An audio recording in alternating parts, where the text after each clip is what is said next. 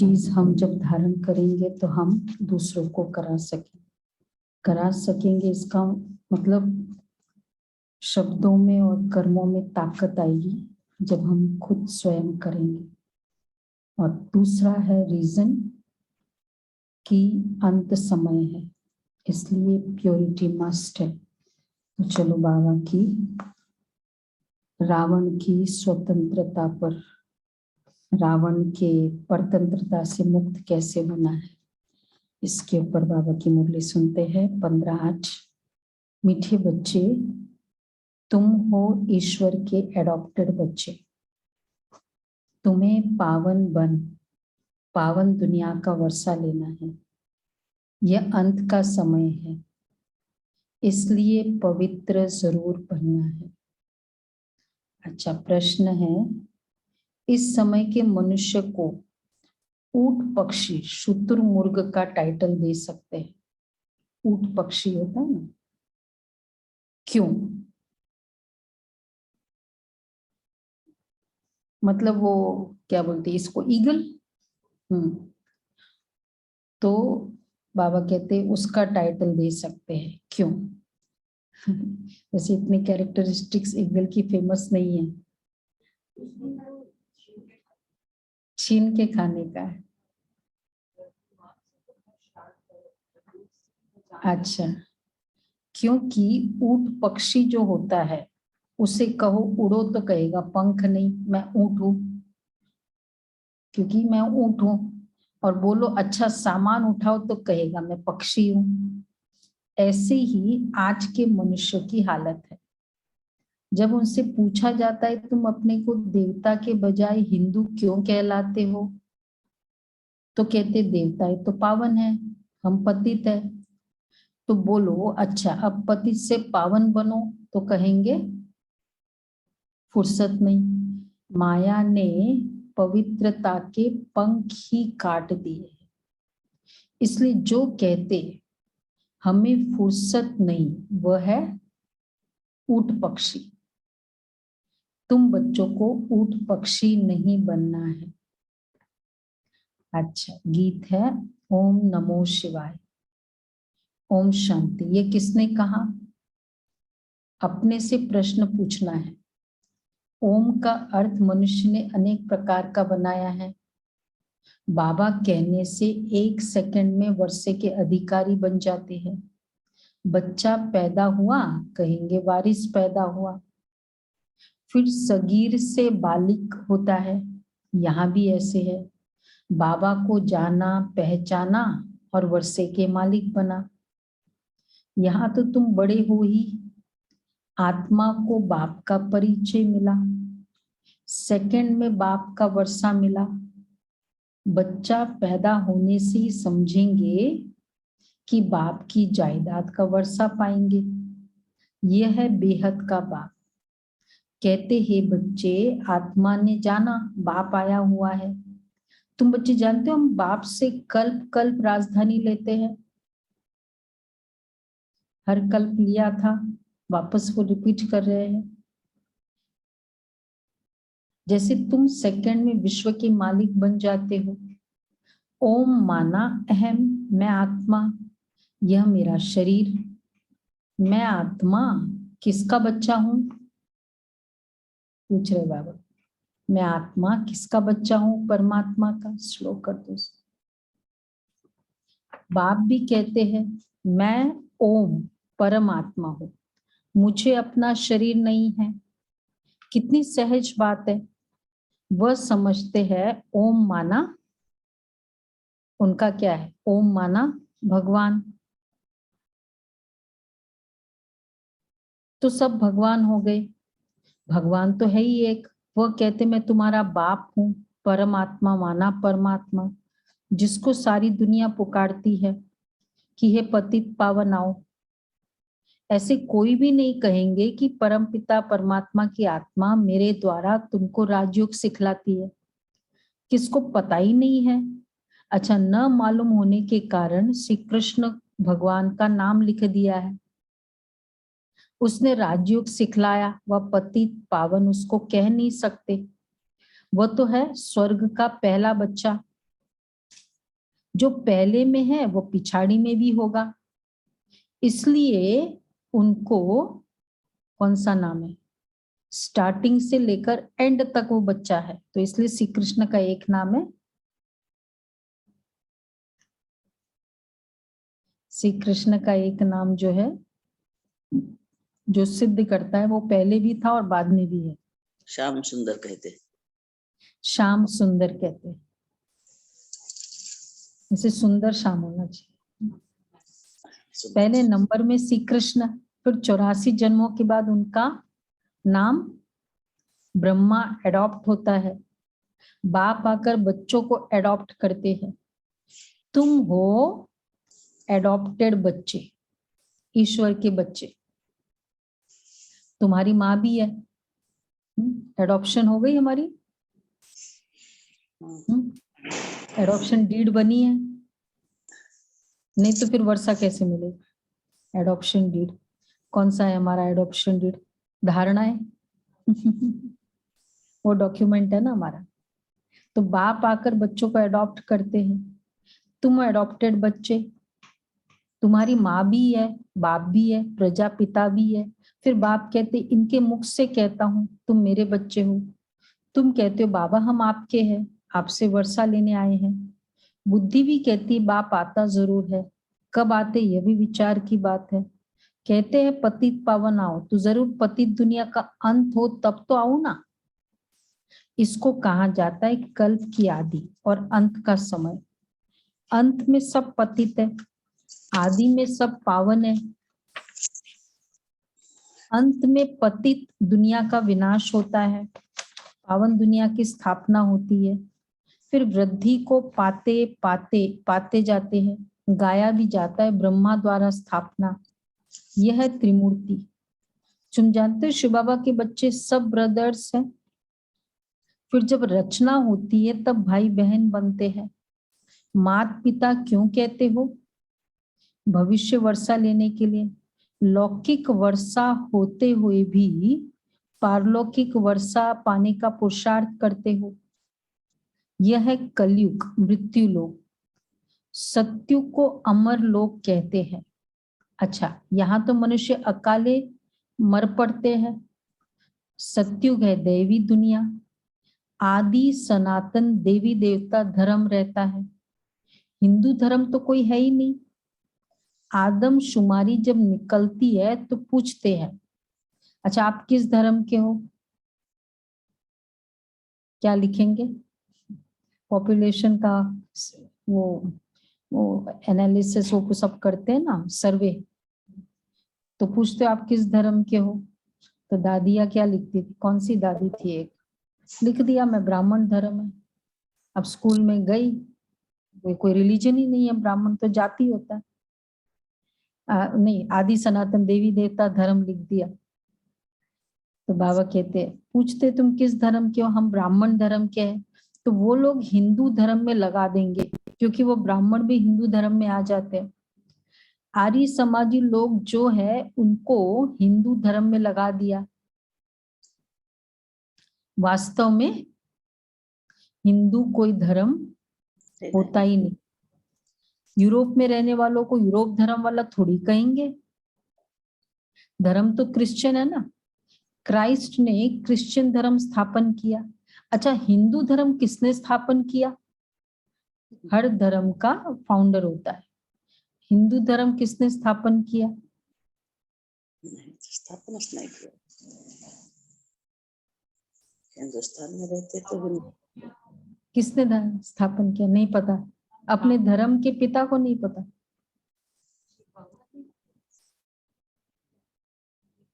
हाँ बाबा, आंसर क्या है, हिंदू धर्म कोई होता ही नहीं। बाबा ने हिंदू धर्म थोड़ी स्थापन किया।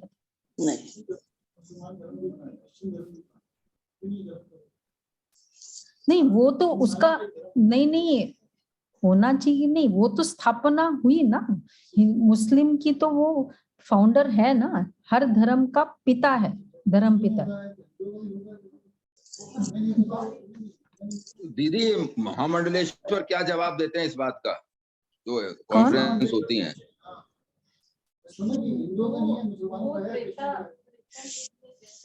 अच्छा, ये बाद में आप क्लास के बाद ये डिस्कशन है, ये तो बहुत बाबा ने कहा है। तो बाबा कहते हैं आपकी, तो बाबा ने कहा है कि हिंदू वास्तव में सिंधु नदी के किनारे जो रहते थे वो अपने आप वो हिंदुस्तान हो गया, और हिंदुस्तान में रहने वाले जब अपने आप को हिंदू कहलाने लगे, तो एक्चुअली नहीं, उनका तो फिर भी वो फाउंडर है। तो वो ये तो हिंदुस्तान के कारण हिंदू धर्म हुआ। तो हिंदू कोई संस्कृति है, कल्चर है, हिंदू धर्म नहीं है, क्योंकि हर धर्म का फाउंडर है, मुस्लिम का, बुद्धिज्म का, पर हिंदू का फाउंडर कोई ऐसा है, क्योंकि संस्कृति है। कहते हैं ना हमारी संस्कृति बहुत है। मुस्लिम में संस्कृति नहीं बोलते, वो कहते हैं हमारे धर्म में ये है, और वो बताते हमारे संस्कृति में। आप इधर बैठो सामने। तो बाबा कहते हैं हम तो पतित है, हम अपने को देवी देवता कैसे कहलाए। क्राइस्ट ने क्रिश्चियन धर्म स्थापन किया कि तो हिंदू धर्म किसने स्थापन किया, तो मूंछ पड़ते हैं, कह देते गीता द्वारा स्थापन हुआ। तो समझाया जाता है गीता के द्वारा तो आदि सनातन देवी देवता धर्म की स्थापना हुई। तुम तो देवता धर्म के हो, तो कहते देवताएं तो बहुत पवित्र थे, हम तो पतित है, हम अपने को देवी देवता कैसे कहलाए। हिंदू संस्कृति बहुत रिस्पेक्टफुल है एक्चुअली, पर फिर भी वो संस्कृति की इम्पोर्टेंस है, इसलिए वो देवता क्यों हिंदूज में देवताओं की पूजा होती है, और किसी में देवताओं की फिगर की कोई पूजा नहीं होती। क्रिश्चियनिटी में क्योंकि वो एक्चुअली बिलोंग करते हैं, वो थे ही देवी देवता, कन्वर्टेड फॉर्म हो गया हिंदू। एक्चुअली तो वो देवता धर्म है। जैसे मुस्लिम धर्म नहीं है, इस्लाम है, इस्लाम का कन्वर्टेड फॉर्म हो गया मुस्लिम, परंतु पतित होने के कारण अपने को देवता कहला नहीं सकते। अच्छा, आकर पावन बनो वैसे कहेंगे तो समझाया जाता है, बाबा ने कहा समझाया जाता है गीता के द्वारा तो आदि सनातन देवी देवता धर्म की स्थापना हुई। अच्छा, तुम तो देवता धर्म के हो, तो कहते देवता है तो बहुत पवित्र थे, हम तो पतित है, तो हम अपने को देवी देवता कैसे कहलाए। तो समझाया जाता है भाई वो तो बहुत पवित्र है, देवता मतलब कोई भी अच्छा बात हो, मैं कोई देवता हूँ क्या। कोई बहुत सहन करता है फिर भी शांत रहता है, कहते ये तो जैसे देवता है। तो फिर समझाया जाता है अच्छा पवित्र बनो, फिर से देवी देवता धर्म में आ जाओ। तो कहते फुर्सत का, आपकी यहाँ तो बहुत नई, आपकी यह तो बहुत नई बातें हैं। बरोबर हम आदि सनातन देवी देवता धर्म के हैं, पूजते भी भारतवासी देवी देवताओं को है, परंतु पतित होने के कारण अपने को देवता कहला नहीं सकते। अच्छा, आकर पावन बनो, तो कहते फुर्सत नहीं। बाप कहते तुम तो ऊंट पक्षी हो। पूछा जाता है तुम देवता क्यों नहीं कहलाते, तो कहते हम पतित है। अच्छा, पतित से पावन बनो, तो कहते फुर्सत नहीं। ऊंट पक्षी को कहो उड़ो, तो कहेगा पंख नहीं, ऊँटू। बोलो अच्छा सामान उठाओ, तो कहेगा मैं तो पक्षी हूं। तो बाप कहते हैं दोनों बातें हो गई ना, ठीक है आप देवता नहीं हो तो फिर चलो बनो देवता। फिर क्या कहेंगे, फिर क्या फीडबैक है। वो तो बहुत मुश्किल है, मुश्किल है, ये भी है, फुर्सत भी नहीं और मुश्किल भी है। और वैसे एक्चुअली क्या है, अगर हम हिंदू धर्म देवी देवता धर्म, तो अपने धर्म की कल्चर को करना, रीइंस्टॉल करना अपने लाइफ में मुश्किल है। कोई ब्रिटिश को कहे कि चलो हिंदू, तो मुश्किल है, लेकिन जो हिंदू है तो वही संस्कृति को अडॉप्ट करना तो फिर मुश्किल नहीं है ना। थोड़ा बहुत हाँ, थोड़ा टाइम लगता है, तो बाबा इसलिए कहते हैं अब सावन के महीने में क्या करते हैं, शिव की पूजा करते हैं, व्रत रखते हैं। तुम्हारे लिए सावन मास है ज्ञान बरसात का। तुम पवित्र बन पवित्र दुनिया का मालिक बनते हो। मनुष्य व्रत रखते हैं भोजन न खाने का। बाप कहते हैं विष नहीं खाओ। इस पर भी समझाना पड़े।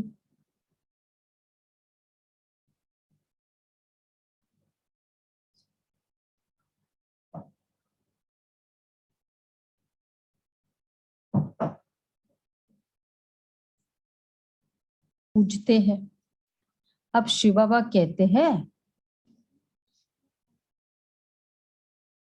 इम्प्योर काम विकार में नहीं जाओ। तो मनुष्य व्रत रखते भोजन न खाने का। सावन का महीना है ना, 16 सोमवार करते हैं, ये वो बहुत सारी चीजें हैं। शिव की आराधना करते हैं। तो बाप फिर इस पर भी समझाना पड़े। शिव को बहुत पूछते हैं। तो अब शिव बाबा कहते हैं पवित्रता का व्रत रखो। मैं आया हूं पवित्र देवी देवता धर्म स्थापन करने। यहाँ तो पावन कोई है ही नहीं। पवित्र देवी देवता होते हैं सतयुग में, वो विश्व से पैदा नहीं होते। नहीं तो उनको संपूर्ण निर्विकारी क्यों कहते हैं? लक्ष्मी नारायण राधे कृष्ण आदि को कहते ही है संपूर्ण निर्विकारी, कंप्लीट। तो देवता और मनुष्य में क्या फर्क है? क्यों उसको एकदम डिवाइन फिगर कहते हैं? एकदम 2 हाथ 2 पैर, सब कुछ एनाटॉमी फिजियोलॉजी वैसा ही है। वो देवता है, हम मनुष्य। फिर दैवी गुण, ठीक है, ऐसे भी मन दुनिया में बहुत है जिनमें दैवी गुण है। नहीं है? बहुत कहते तुम्हारे यहाँ आते नहीं है, लेकिन पूरा देव गुण है, फिर भी वो मनुष्य है, वो देवता है। तो क्या मेजर डिफरेंस क्या है? डिस्टिंग्विशिंग डिफरेंस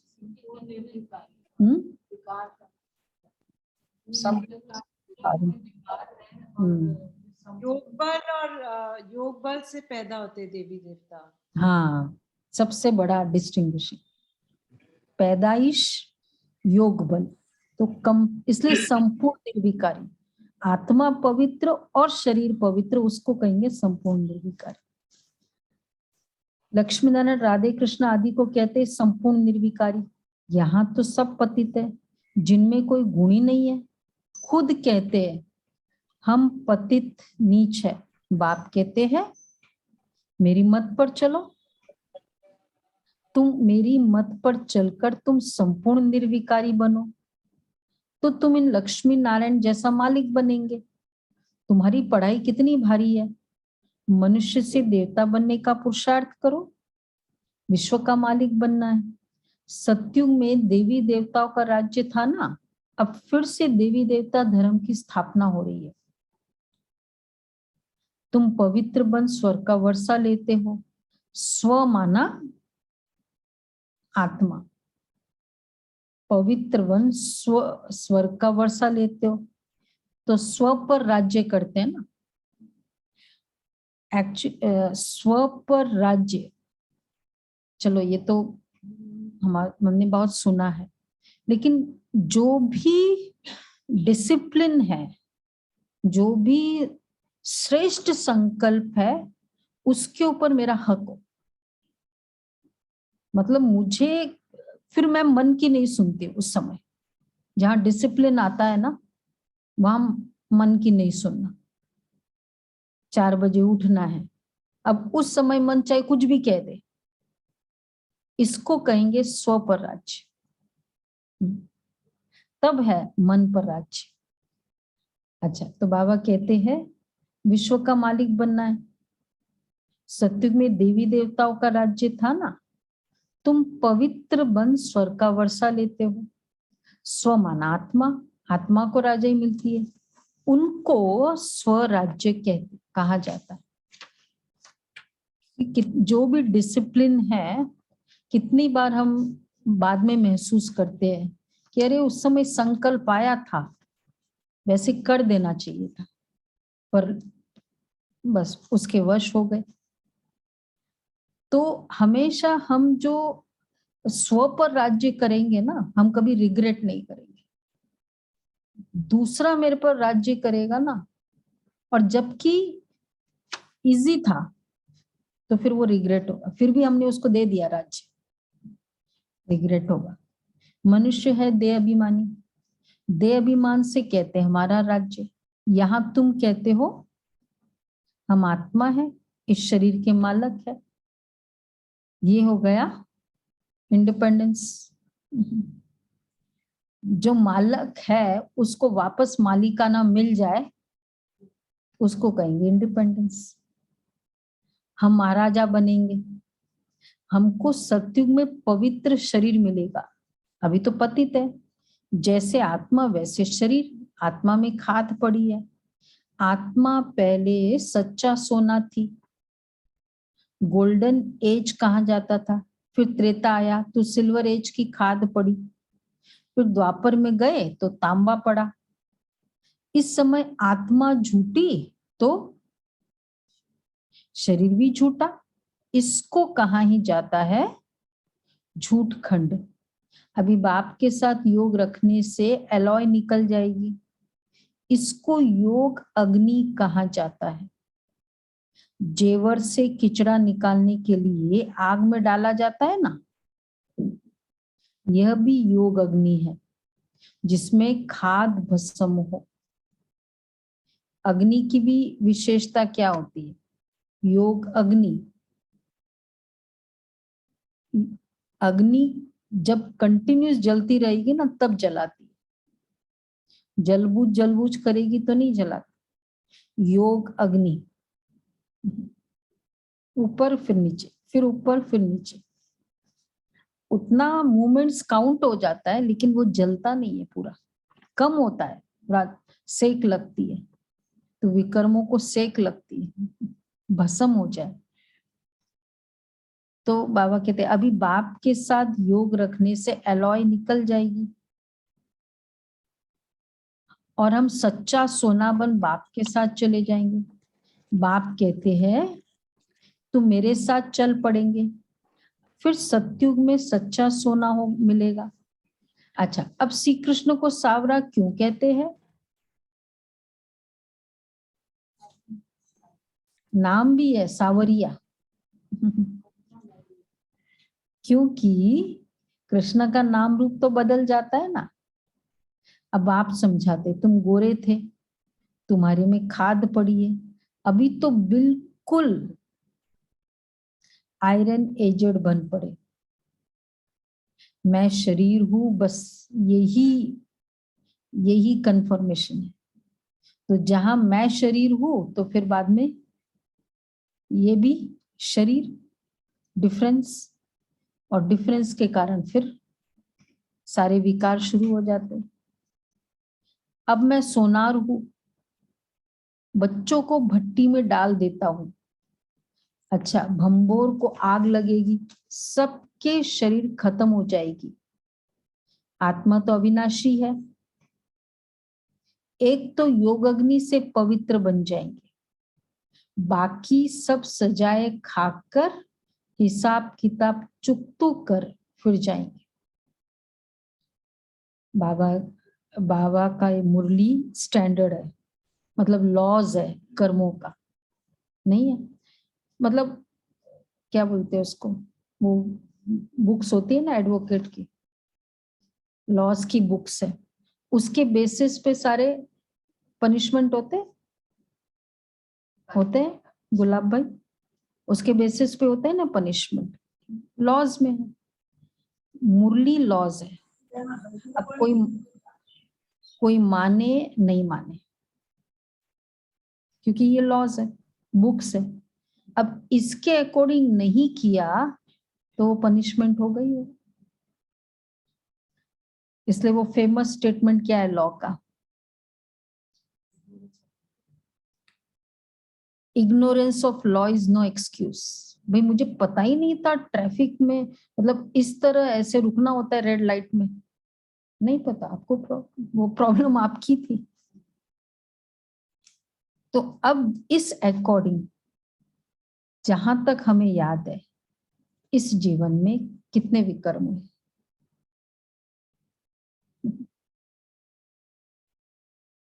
क्या कहेंगे इसके अकॉर्डिंग? ठीक है प्रदीप भाई। तो अब उसके हिसाब से कितना कुछ मुझे सेटल करना है, चाहे हमने मुरली सुनी है नहीं सुनी है। इसलिए मुरली क्यों इंपॉर्टेंट है? लॉस का पता तो हो, लगना तो इसके अकॉर्डिंग सारे आपके पास जो एप्लीकेबल होने सारे पनिशमेंट से, मतलब रिजल्ट्स इसके अकॉर्डिंग अप्लाई। दीदी पहले किसी मुरली में आपने कहा था कि मुरली सुनना इसलिए जरूरी है कि मुरली ही श्रीमत है, अगर श्रीमत लेंगे तो ही उस पर चल पाएंगे। हाँ तो पता भी नहीं चलेगा, फिर कहेंगे हमें क्या पता था, ऐसे संकल्प करते जाओ वो भी विकर्म बनता है। मैंने उसके बारे में आपको बोल दिया, मुझे क्या पता विकर्म बन गए। कुरान से ही फैसला करते हैं, अच्छा कुरान में लिखा उसी हिसाब से फैसला करते हैं ना, देखो कितनी अच्छी है अभी तक। कोर्ट नहीं आएगी, कुरान में लिखा उसी हिसाब से फैसला। कुछ कुछ मतलब आया था इसकी कॉन्ट्रडिक्शंस भी 3 बार, वो मतलब कई इसके लॉज भी आए थे। तो बाबा की इसलिए जैसे वो भी अच्छा है तो हमें भी ये समझ ले कि अगर श्रीमत नहीं है, अब मैं कितना भी जस्टिफाई करूं, उसमें बाबा ने सब कुछ श्रीमत दी है, लाचारी हालत में ये अलाउड है, ये करना है, ये नहीं करना है, सब कुछ दी है श्रीमत। इसलिए लॉस की कितनी किताबें होती है, एक अलमारी भरी पड़ी होती है नहीं, जिसके बड़े मोटे मोटे। तो बाबा की 40 कितने 85 इयर्स तो अभी हो गए, मतलब समझ लो अगर 2017 तक भी गिनो कितना हो गया। तो अव्यक्त मुरली साकार, हाँ तो इतने लॉस की बुक्स है, देख लो अगर है क्या वो कोई लॉ में। तो बाबा कहते हैं सबको, ये ईश्वर की भट्टी है सबको पावन बनाने के लिए, यह है ज्ञान का सागर, उनसे तुम ज्ञान गंगाएं निकली हो। फिर मनुष्य ने उस पानी की गंगा को समझ लिया है, वहां देवता की मूर्ति भी रखी हुई है। फिर मनुष्य ने उस पानी की वास्तव में तुम हो भगवान के बच्चे, ज्ञान गंगाएं जो फिर देवता बनते हो। अच्छा जब स्वर्ग में आएंगे तब तुमको देवता कहेंगे, क्यों? देवता का टाइटल किसको मिल सकता है? उसके लिए रिक्विजिट है आत्मा और शरीर दोनों पवित्र, तब कहेंगे देवता। तो वहां आत्मा और शरीर दोनों ही पवित्र है, अभी तो पतित है। भारत गोल्डन एजेड है, फिर सिल्वर एजेड है, फिर सिल्वर कॉपर आयरन एजेड बने हैं, फिर गोल्डन एज में बाप ले जा रहे हैं। तुम्हारी आत्मा और शरीर दोनों ही पवित्र हो जाते हैं। उस दिन बाबा ने बताया ना कैसे साक्षात्कार होता है, वेलकमिंग होता है। बाप कहते हैं बच्चे मैं बाबा आत्मा और शरीर दोनों को साफ करते पवित्र बनाते, तो बाबा क्या हो गया? फास्ट। हाँ धोबी हो गया, मैं धोबी भी हूं। तुम्हारी आत्मा को धोने आता हूं, हम शरीर को धोकर आ जाते हैं, फिर आत्मा को बाबा इधर 7 से 8 क्या करता है बाबा? धोता बोलो, धुलाई नहीं हो रहा धोता है, धोबी है। तो तुम्हारी आत्मा को धोने आता हूं, सिर्फ बाप को ही याद करना है। बस योग में रहने से तुम विश्व के मालिक बन सकते हो। बाहुबल वाले विश्व के मालिक बन न सके, ये लॉ है। बाहुबल वाले, हाँ, उन्होंने इतनी ताकत है, वैसे उनमें इतनी ताकत है, हाँ, कि अगर क्रिश्चियन दो भाई आपस में मिल जाए तो विश्व के मालिक बन सकते हैं। जो भी उनके पास दोनों के मिलने के बाद की ताकत। पर बाबा क्या कहते हैं? लॉ नहीं है, ड्रामा में नूंदी नहीं है, वैसे इतनी कैपेबिलिटी है। डिवाइन पावर ही एक अल्टीमेट पावर जो पूरे वर्ल्ड को रूल कर सकती है। तो इसलिए बाहुबल वाले मिल नहीं सकते।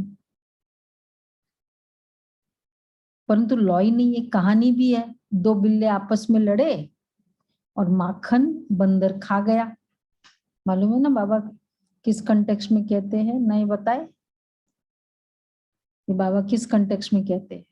दो बिल्ले आपस में लड़े, मक्खन बंदर वो बिल्ली खा गई, बंदर बड़े खा गई। बड़ी कंट्री, रशिया अमेरिका रशिया लड़ाई और करेंगे, अमेरिका, रशिया अमेरिका लड़ाई लड़ेगी। करेंगे और हम मक्खन खाएंगे। हाँ भारत मक्खन खाएगा। हाँ, वह दो लड़ते हैं, बीच में मक्खन भारत को मिल जाता है। हमारे वैसे भी आदरणीय प्रधानमंत्री जी का कितना रिस्पेक्ट है, कितने सारे कंट्री, ऑलमोस्ट सभी कंट्रीज में। देखो बाबा की सिलेक्शन कब से शुरू हो गई? क्योंकि परमात्मा की सिलेक्शन है ना, कि पवित्र आत्मा रूल करे। तो इन अ वे वापस वो सिलेक्शन अभी और भी आ रहा है। तो बाबा कह रहे हैं इसमें भी नंबर 1 है श्री कृष्ण, इसलिए कृष्ण के मुख में गोला दिखाते। वो मक्खन नहीं, ये स्वर्ग का राज्य भाग्य श्री कृष्ण को मिला। बताते ना, उन्होंने मुंह खोला तो पूरा बाप समझाते सब विनाश हो जाएगा, फिर तुम मालिक बन जाएंगे। उसके पहले बाप की श्रीमत पर जरूर चलना पड़े। श्रीमत से श्रेष्ठ आसुरी मत से भ्रष्ट बनते हो। यह है आसुरी पतित दुनिया, एक भी पावन नहीं है। पावन दुनिया में एक भी पतित नहीं होता। अभी तो सब पतित है। गाते भी है पतित पावन सीताराम, हम सीताएं रावण की जेल में पड़ी है, पुकारती है हे राम आकर छुड़ाओ, पावन दुनिया में ले चलो। भल गाते हैं परंतु जानते कुछ भी नहीं है। जो आता सो कहते रहते हैं। रावण ने बिल्कुल सुला दिया है। अब बाप आकर जगाते हैं। परम पिता परमात्मा पतित पावन जो सृष्टि का रचयिता है, उनकी बायोग्राफी को हम जानते हैं। ब्रह्मा विष्णु शंकर और लक्ष्मी नारायण की बायोग्राफी को तो हम जानते हैं। लक्ष्मी नारायण के 84 जन्मों को भी हम जानते हैं। तो नॉलेजफुल हो गए ना। किस किस की बायोग्राफी को जानते हैं? सबसे पहले शिव बाबा की, परमात्मा की बायोग्राफी। बायोग्राफी में क्या है? कहाँ जन्मा था, क्या पेरेंट्स थे, कौन सा देश था, कौन सा रिलीजन था, ये। और फिर उसके पूरी एक्टिविटीज, पूरे बिजनेस। तो परमात्मा की बायोग्राफी को हम जानते हैं। ब्रह्मा विष्णु शंकर की बायोग्राफी को हम जानते हैं। और लक्ष्मी नारायण की बायोग्राफी। तुम श्री कृष्ण के मंदिर में जाएंगे तो क्या तो समझेंगे? बोलो, अभी तुम श्री कृष्ण के मंदिर में जाएंगे तो समझेंगे? सतयुग का पहला प्रिंस, हम ऐसा बन रहे हैं। ये सत्युग का पहला प्रिंस था। ये है ना, वो तो कितना फर्क हो गया। अभी अंतिम 84वें जन्म में ब्रह्मा हुआ है। यह भी बहुत समझने की बात है। हाईएस्ट, नेक्स्ट टू गॉड है। वैल्यू है नो डाउट, क्योंकि नेक्स्ट टू गॉड है। फर्स्ट प्रिंस का मतलब फर्स्ट, इस संसार के प्रथम महाराजा महारानी, नेक्स्ट टू गॉड। और वो भी श्री कृष्ण जैसा जो गुण, या वो इवन बाबा ने कहा ना 30-40 साल बाद जब भी स्वयंवर होगा तो वो फर्क तो पड़ जाएगा ना।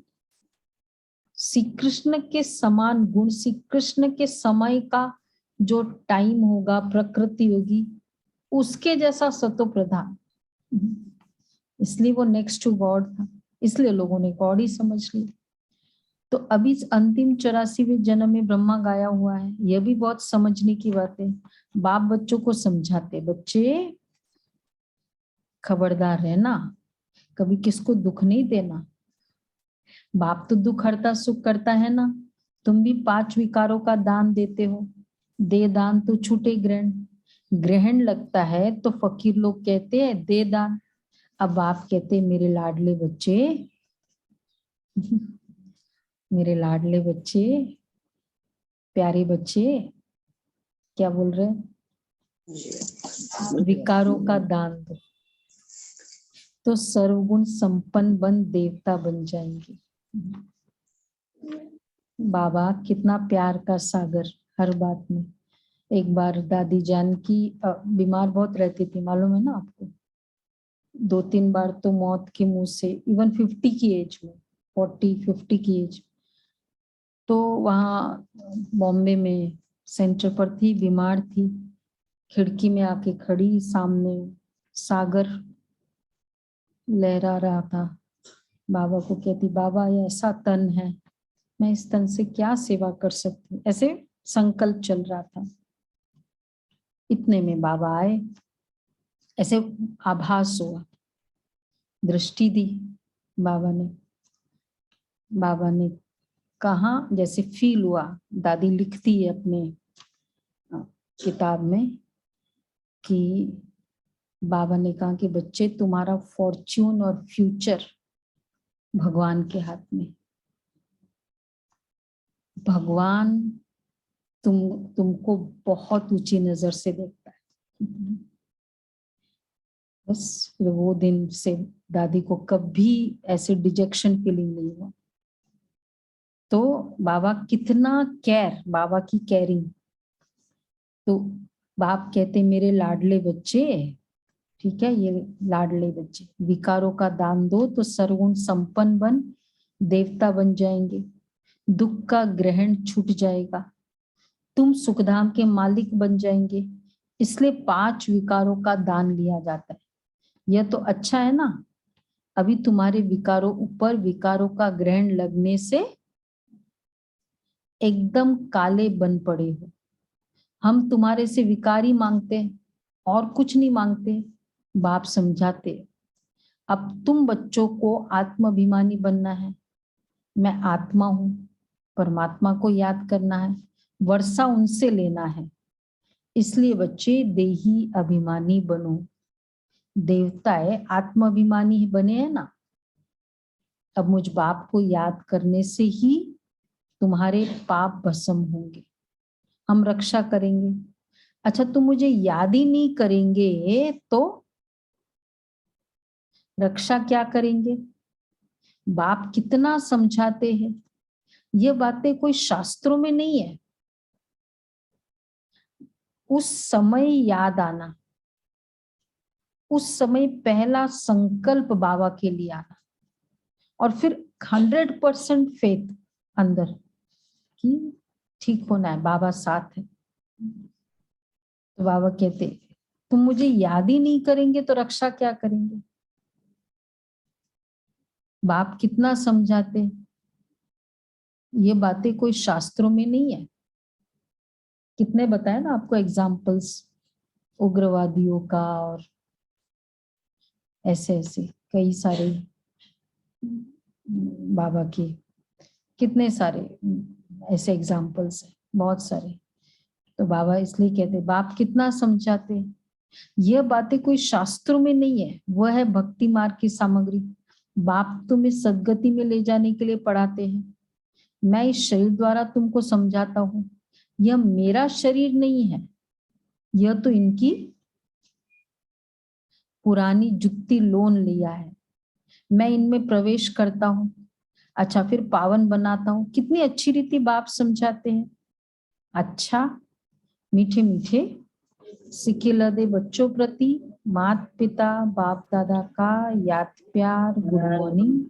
हम रूहानी रूहानी बाप के रूहानी रूहानी बच्चों बच्चों को नमस्ते। हम रूहानी बच्चों की रूहानी बाप दादा को याद प्यार, गुड मॉर्निंग, नमस्ते। शुक्रिया बाबा, थैंक यू बाबा, थैंक यू बाबा, वाह बाबा वाह। धारणा के लिए सार है, बाप की श्रीमत पर चलकर संपूर्ण निर्विकारी बनना है। बाप की श्रीमत पर चलकर संपूर्ण निर्विकारी बनना है। पढ़ाई से विश्व की राजाई लेनी है। आत्मा में जो खाद पड़ी है उसे योग अग्नि से निकालना है।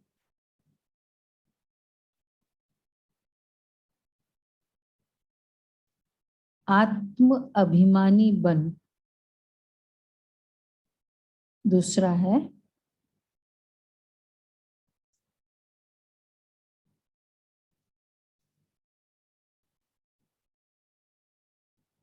आत्म अभिमानी बन बाप को याद करना है।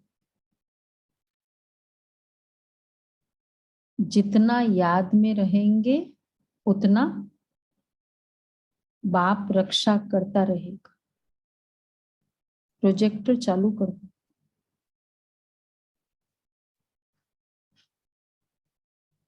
जितना याद में रहेंगे उतना बाप रक्षा करता रहेगा। याद सुरक्षा, और इसलिए याद की प्रैक्टिस बहुत चाहिए, क्योंकि 63 जन्मों से डर की प्रैक्टिस है ना, संकोचित हो जाना। इसलिए बाबा कहते हैं याद की प्रैक्टिस। अच्छा, वरदान है, मेरे मेरे को तेरे में परिवर्तन कर श्रेष्ठ मंजिल को प्राप्त करने वाले नष्ट मोहा भव। मेरे मेरे को तेरे में परिवर्तन कर श्रेष्ठ मंजिल को प्राप्त करने वाले नष्ट मोहा भव। जहां मेरापन होता है वहां हलचल होती है। मेरी रचना, मेरी दुकान, मेरा पैसा, मेरा घर, या मेरापन थोड़ा भी किनारे रखा है तो मंजिल का किनारा नहीं मिलेगा। श्रेष्ठ मंजिल को प्राप्त करने के लिए मेरे को तेरे में परिवर्तन करो। हद का मेरा नहीं, लेकिन बेहद का मेरा, वह है मेरा बाबा। बाबा की स्मृति और ड्रामा के ज्ञान से नथिंग न्यू की अचल स्थिति रहेगी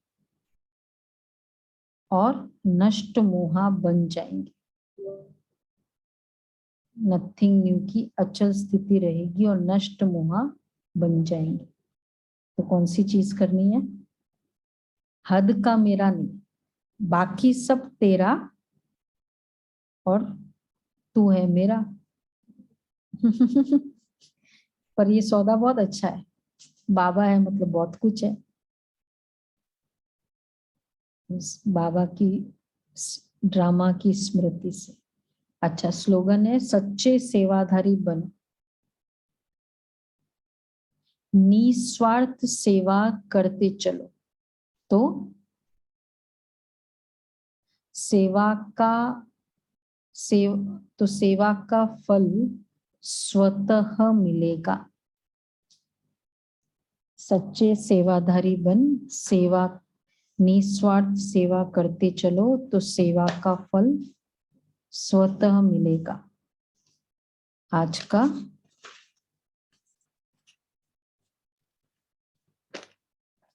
कौन सा नंबर है? 14 पहले।